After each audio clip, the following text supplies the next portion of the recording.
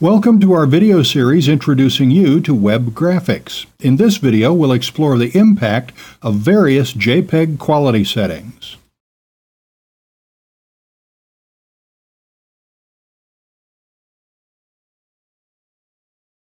In this video, let's start looking through how different JPEG quality settings affect the final image size and also the image quality. Actually, going through these options now will really save you time when you start working with your own images. You won't need to test all the options. You'll know which option works great. Let's quickly go through this. I have the Water Lilies JPEG open. I'm going to File, Save As, and let's save it as JPEG because in GIF format you really don't have that many options at all. You have Save Interlaced and Save Transparent Color, but none have much effect on quality or size particularly, and I'll come to GIFs in more detail a bit later on. Let's do this example in JPEG because JPEGs have quite a lot of flexibility and are quite a bit higher quality than GIFs. So let's go with JPEG, and let's go with the default options of Irfan View, which is keep original EXIF data, keep original IPTC data, keep original JPEG comment, reset EXIF orientation tag, and let's start with a quality setting of 80.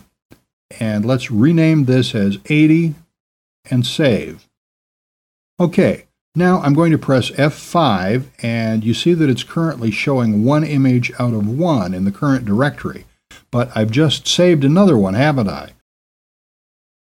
If I press F5, it does a refresh. And there we go, 2 of 2. And now we're back to waterlilies.jpg now. So File, Save As. And what I'm going to do this time is keep it as JPEG and save it as 80% for the 80 quality setting and get rid of all these.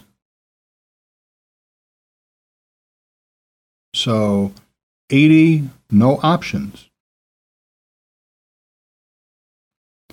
And save that. Okay, press F5 to refresh. And there we have 3 of 3 because we keep saving new images to this folder. So waterlilies.jpg,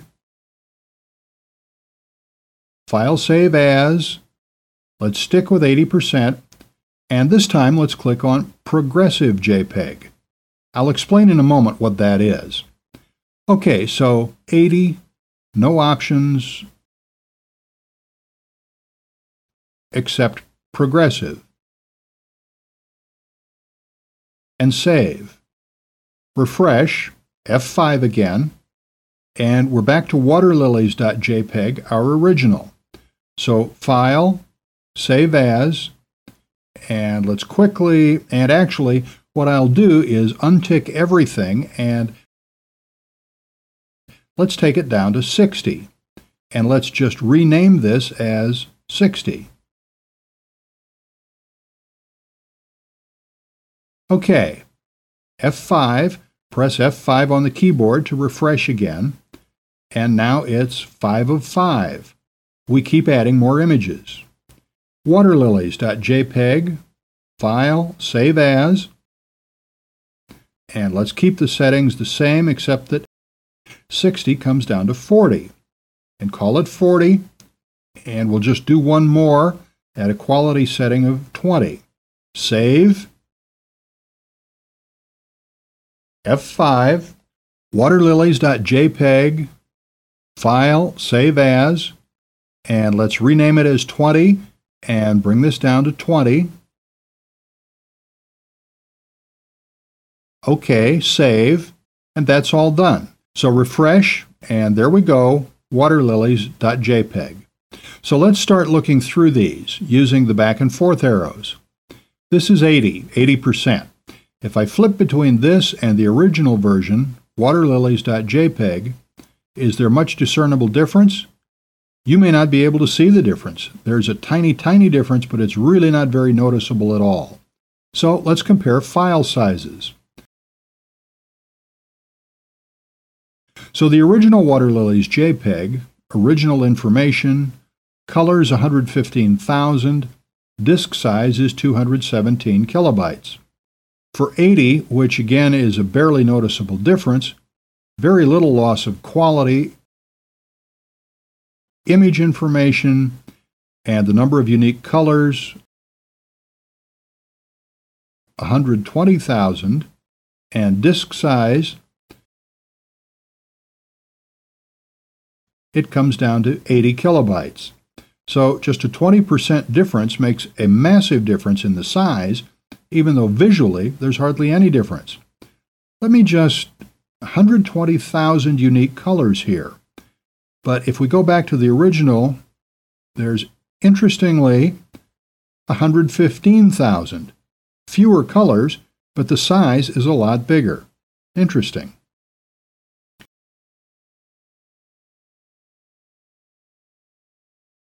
So if you're going down to 80 and image information, you see more colors, but a much smaller size. That's very interesting.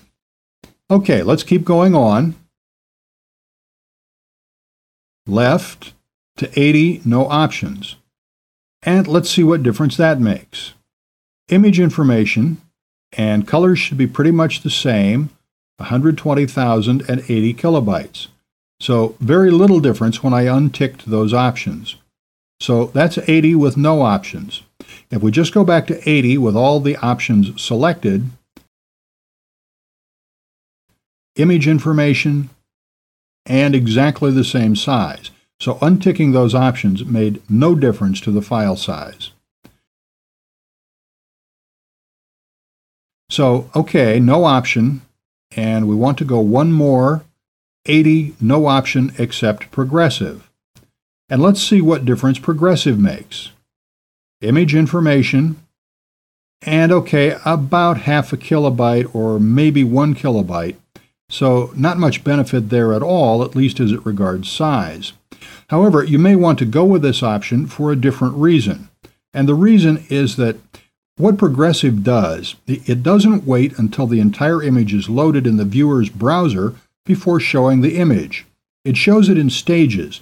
So even if someone is visiting in dial-up and it's taking a long time to appear, rather than seeing nothing until the entire image is downloaded to their computer, they'll start seeing the image in poor quality. And then the quality will progressively get better and better until they've downloaded the entire image and it's at its highest quality. With broadband visitors, it probably won't make any difference at all because the image will just appear. But with dial-up, at least they'll see something. And then the image quality will keep being added to until it's reached the highest quality because all the data has been downloaded. That may be a reason to use that option because at least for dial-up users, they'll see something. Of course, the downside is that what they do see is poor quality.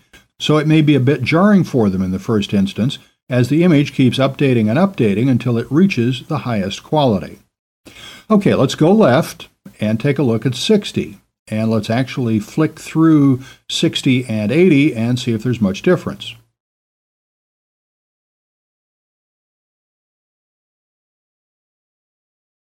Okay, a little bit, but not much really.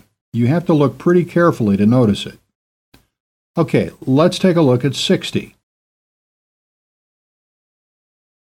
Image information. Okay, 126,000 colors. I find this a quite interesting fact that the number of colors has gone up even as the size has come down from 80 to 63 kilobytes. So not a huge gain, but that's still about 25% smaller size.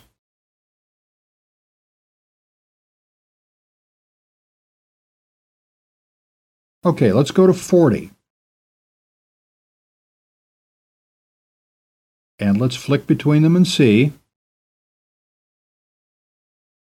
Okay, it starts getting a bit, you can notice it more in the leaves, maybe a little bit pixely, shall we say, a little bit dotted, and if we flick back to 80 or even the original, you see it's a lot smoother.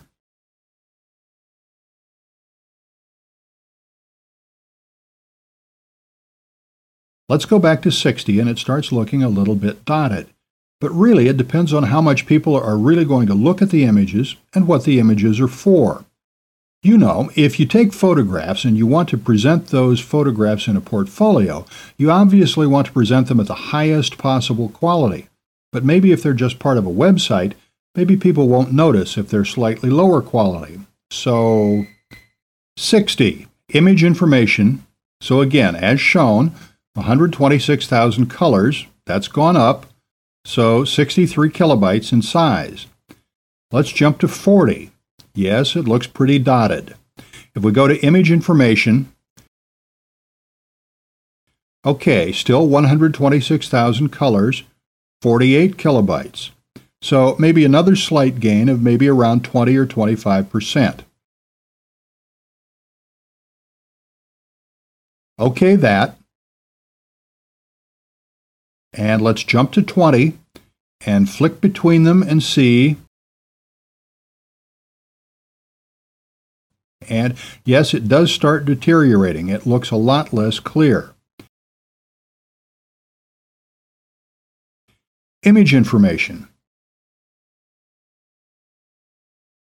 Okay, 121,000 colors this time, and we've managed to get it down to 28 kilobytes from the original 200 or so kilobytes. So all of this brought it down to around 10% of the original file size. If we compare that, it's not great, but it still looks pretty good. You may want to play around with different settings, taking it down to 15 or 10 or 5%. We saw 1% and quality was not great. Actually, let's round this up. Let's go back to the original, and there's the original, very rich colors and nice smooth lines. And out of interest, let's take it to 5%. File save as, and okay, let's rename it as 5. And we don't need any of these options. That's not a problem. You can leave those unticked. And move the slider bar to 5. Save that. Okay, F5 to refresh. And let's go to the left until we get to that one. And okay, a big drop off there. And actually, let me go back to that so you can see that more clearly. A huge drop off in quality there. It starts becoming very pixelated. And let's just try 10% to round this off quickly. So back to the original. File save as. Let's call it 10. And let's bring it up to 10 in quality. Save. OK, and refresh. And back to Water Lily's JPEG, the original. So let's jump left to 10. There's 20, and let's see how 10 looks. Not great, so there seems to be quite a considerable drop-off, because 20 is fairly acceptable, but 10 isn't so much. Perhaps you could find a good middle ground at perhaps 15 or something. So that's something to play around with. Let's just take a look. Image information and 88,000 colors. And we've gotten it down to effectively 17 kilobytes. So it really brought the size down considerably. Again, it doesn't look great, but that depends on what these images are going to be displayed for. I would say that a lot of the time you're going to be dealing with JPEGs, but as already suggested, keep your original images in at least bitmap form, or perhaps other formats that I'll come to later, but keep them in the highest quality format that isn't acceptable for the web, and then save them to JPEG and GIF. Compare the file sizes and compare the quality. Play around with different JPEG settings, and again, compare file sizes between those and between the different quality JPEGs and the GIF, and then decide on the best compromise between quality and size, and then you can use that on your website. Of course, you don't need to go through that on every single image. Once you've chosen a setting you're happy with, you can just use them in all your images, but it is worth noting that often there can be big differences between images. For example, some smaller images are sometimes better, smaller as JPEGs rather than GIFs, but sometimes the reverse is true. In any case, I suggest you save them as both JPEGs and GIFs because different types of images can sometimes be better as GIFs and sometimes be better as JPEGs. You don't really know until you try. So if it doesn't slow down your process too much in getting your website live or for updating your website, try the different formats.